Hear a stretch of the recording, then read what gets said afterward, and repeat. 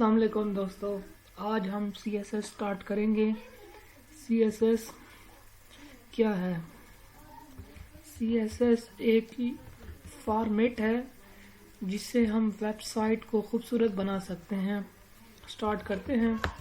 What is CSS in web language?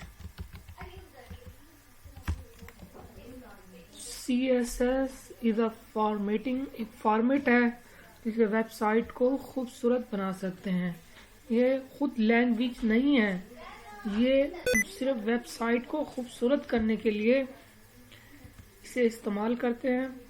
और इसकी 3 types हैं। सबसे पहले लिख लेते हैं what is CSS in web language.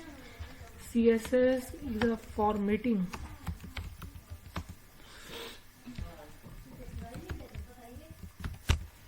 Formatting language है और इसकी 3 टाइप्स हैं। CSS स्टैंड फॉर, ये बता दूं आपको,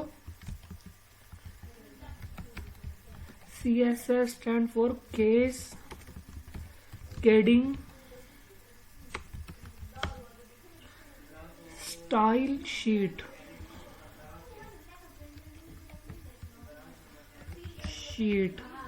इसकी 3 टाइप हैं, तीनों हम डिस्कस करेंगे। 3 टाइप्स हैं इसकी। Number 1 internal CSS, number 2 external CSS, number 3 inline CSS। इसको बारी बारी डिस्कस करते हैं। सबसे ज्यादा जो इस्तेमाल करते हैं वो इंटरनल इस्तेमाल करते हैं।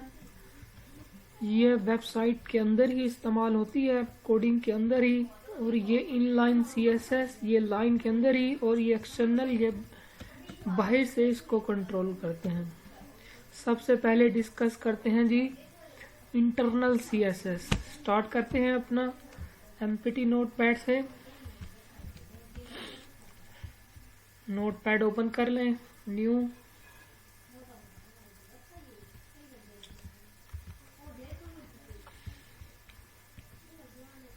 इसी को लिख लेते हैं। उसके बाद स्टार्ट करें HTML क्लोज। उसके बाद head tag start, head tag close. के बाद body tag start, body tag close. उसके बाद यहाँ से आप बीजी कलर, बैकग्राउंड कलर कर लें कुछ भी, स्काई ब्लू। इंटरनल CSS कर लें जी। यहाँ टाइटल लिख दें इंटरनल CSS, TITL टाइटल। उसके बाद यहाँ से लिखते हैं जी, इसको सेव करा दें ऐसे ही या कुछ लिखते हैं,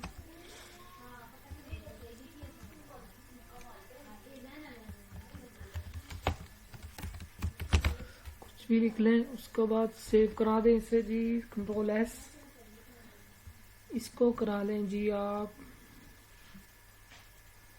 यहाँ।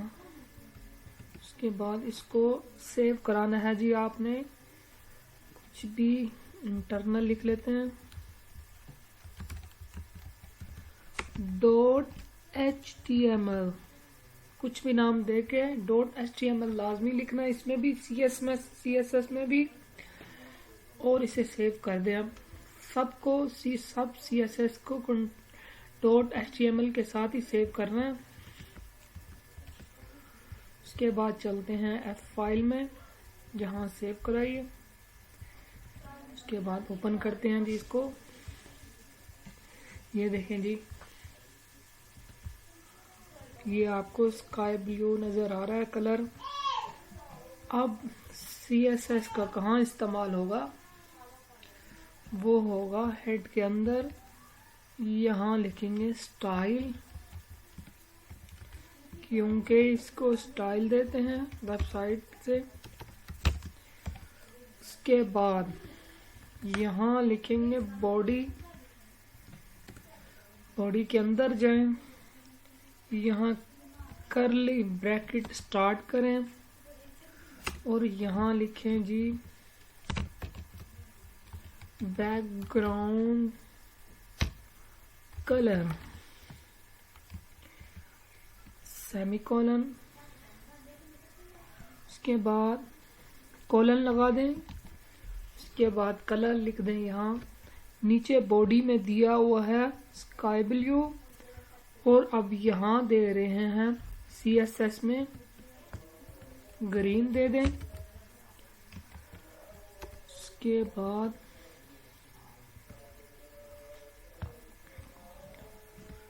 चेक करते हैं जी, कंट्रोल S किया,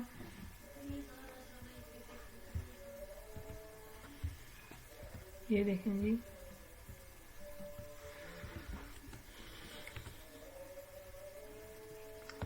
ये बैकग्राउंड कलर अजान हो रही है।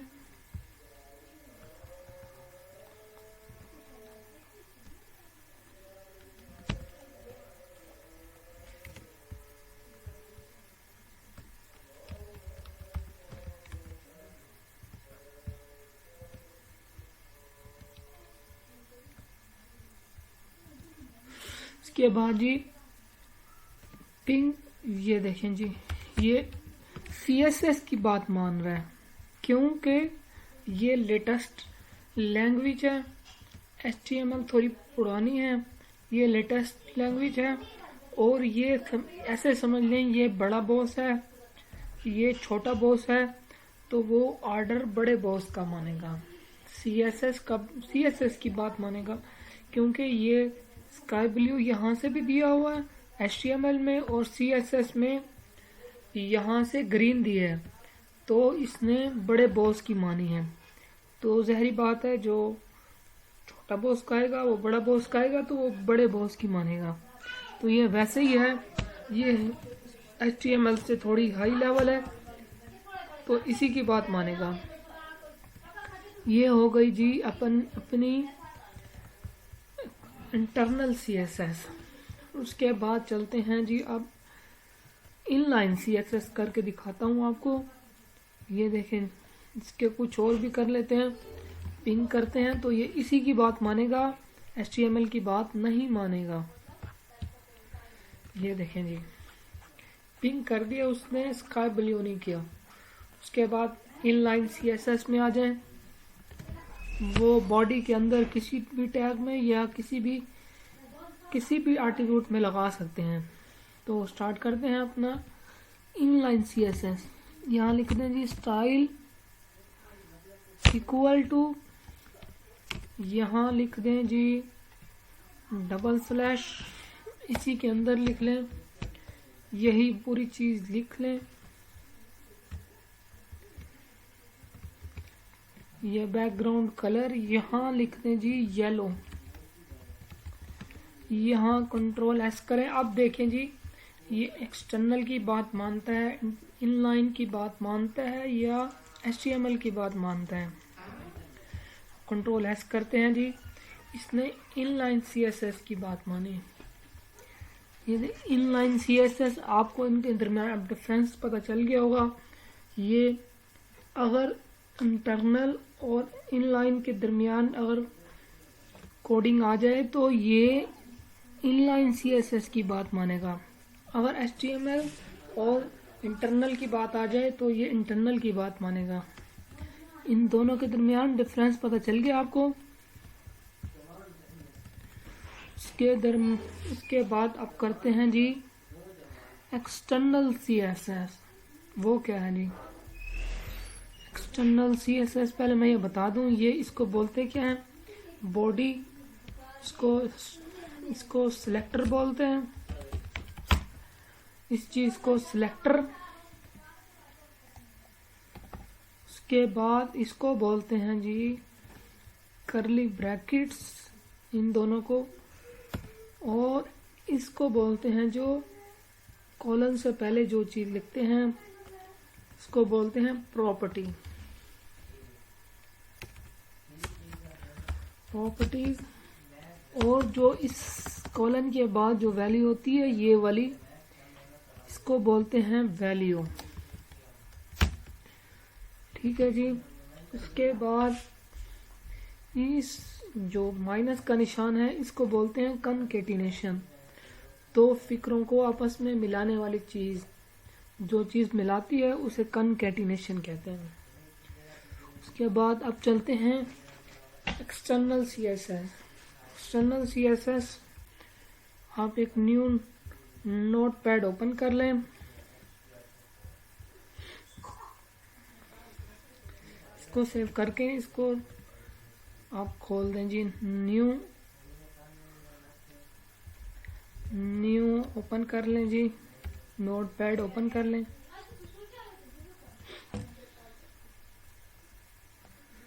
उसके बाद यहाँ लिख दें जी बॉडी। इसको इसका वो नहीं लगाते, इंटरनल करली ब्रैकेट लगा दें। उसके बाद जी यहाँ लिख दें बैकग्राउंड कलर, यहाँ लिख दें जी ग्रे।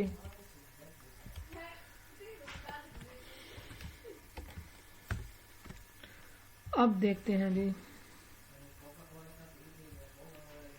उसके बाद अब इसको कंट्रोल एस से सेव कर लें। उसी जगह जहां फाइल पड़ी है, अपना जहां लिंक बनाना है वहां इसको सेव करा दें। इसको लिख दें जी एक्सटर्नल डॉट, यहाँ लिखना है जी CSS, सिर्फ एक्सटर्नल पे लिखना है CSS। इसको सेव करा दें। अब चेक करते हैं जी, ये देखें जी किस फॉर्म में आ गया आपका ये वाला, ये एक्सटर्नल लिखा हुआ है। अब यहाँ इस पेज के अंदर लिंक कराना है, जो पहले वाला पेज था उसको ओपन कर लें। को ओपन कर लें और यहाँ उसका लिंक दे दें। स्टाइल के अंदर उसका लिंक दे दें जी। यहाँ उसका लिंक दे दें।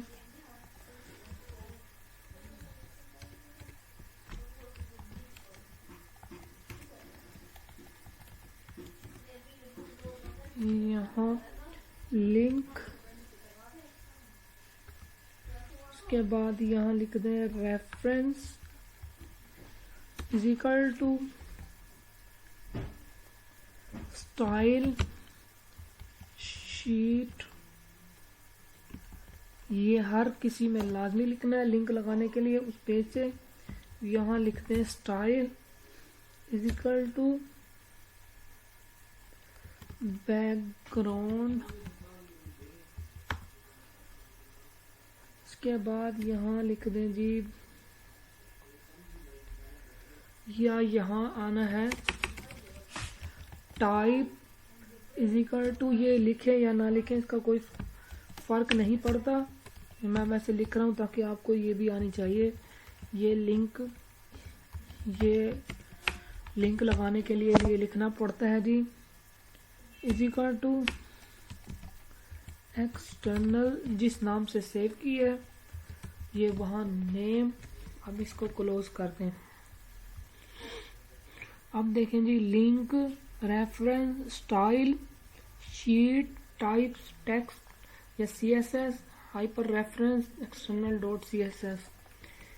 ये याद कर लें कोड जी, इसको ये लिंक लगाने के लिए होता है। अब देखें जी उसने एक्सटर्नल का भी दिया हुआ ग्रे, इंटरनल का भी दिया हुआ कलर और ये भी दिया हुआ है। अब उसने बात मानी है इनलाइन CSS की। अगर यहाँ से इनलाइन CSS को मिटा दें जी, तो अब देखते हैं जी किसकी बात मानता है। कंट्रोल एस किया, अब देखें जी स्काई ब्लू कर दिया उसने, तो अब ये बात मान रहा है जी। अब बॉडी की बात मान रहा है, तो अब आपको डिफरेंस पता चल गया। मैं एक और चीज देख लूं जी, यहाँ आप इसको ओपन कर लें, कोई और कलर के देख के देखते हैं।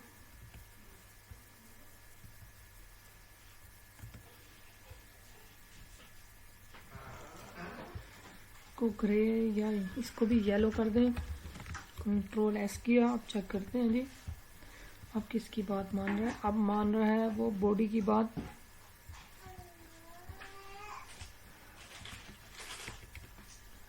इसको मिटा देते हैं, कंट्रोल एस किया,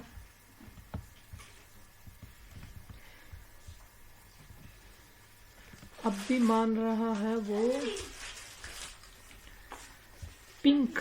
ये देखें जी इसकी बात मान रहा है इंटरनल की। तो अब तीनों के दरमियान डिफरेंस पता चल गया। ये कैसे करते हैं, इनलाइन क्या है, एक्सटर्नल क्या है, इंटरनल क्या है। एक्सटर्नल का मैं बता दूं कि इसका ये फायदा भी है कि ना इसका ये लिंक पेज पे लगा दें। जिस जैसे अपन ने HTML में बनाई थी वेबसाइट, ये उसमें ये वाला लिंक लगा के एक ही से इसी से ही पूरी वेबसाइट का कलर चेंज कर सकते हैं। इसी से जैसे चेंज करेंगे, अगर इसको हटा देता हूं मैं एक्सटर्नल को, ये देखें जी एक्सटर्नल को मैं हटा देता हूं, इंटरनल यहाँ से बॉडी वाला हटा देता हूं। आप देखें जी किसकी बात मानता है। यहाँ से भी हटा देता हूं कलर। अब कंट्रोल एस करता हूं जी, अब किसकी बात मानता है वो। अभी कोई कलर नहीं हो रहा। लिंक को चेक करते हैं जी,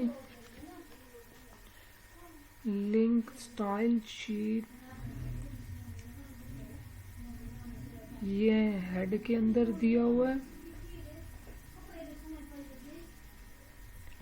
स्टाइल टैग क्लोज, ठीक है जी। इतना अगर ना गया आपको बाद में समझाता हूँ, इतना समझ आया हो तो काइंडली मेरे। इसके बाद ये देखें जी यहाँ स्पेलिंग की मिस्टेक होगी, चेक करते हैं जी कहाँ। ये देखें जी ए आना था यहाँ, ये एक्सटर्नल में। अब चेक करते हैं जी, ये देखें जी येलो हो गया। इसे बाहर से कंट्रोल कर सकते हैं एक्सटर्नल से।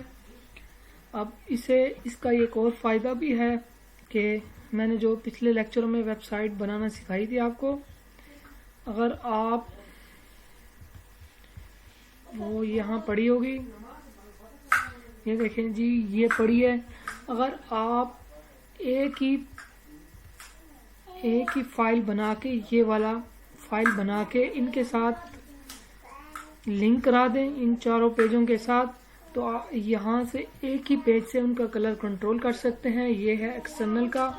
यहाँ उन पेजों में बारी बारी जाना पड़ता था, और यहाँ एक ही कोड से, छोटे से कोड से, एक्सटर्नल CSS से कंट्रोल कर सकते हैं। ये लगा के उसका ये लिंक लगा दें उन पेजों में, और जो कलर देंगे वो सब पेजों में कंट्रोल कर सकते हैं। काइंडली मेरा लेक्चर अच्छा लगा हो तो लाइक करें, कमेंट्स करें और चैनल को सब्सक्राइब करें ताकि आने वाली वीडियो आप तक पहुंच सके। शुक्रिया, अल्लाह हाफिज़।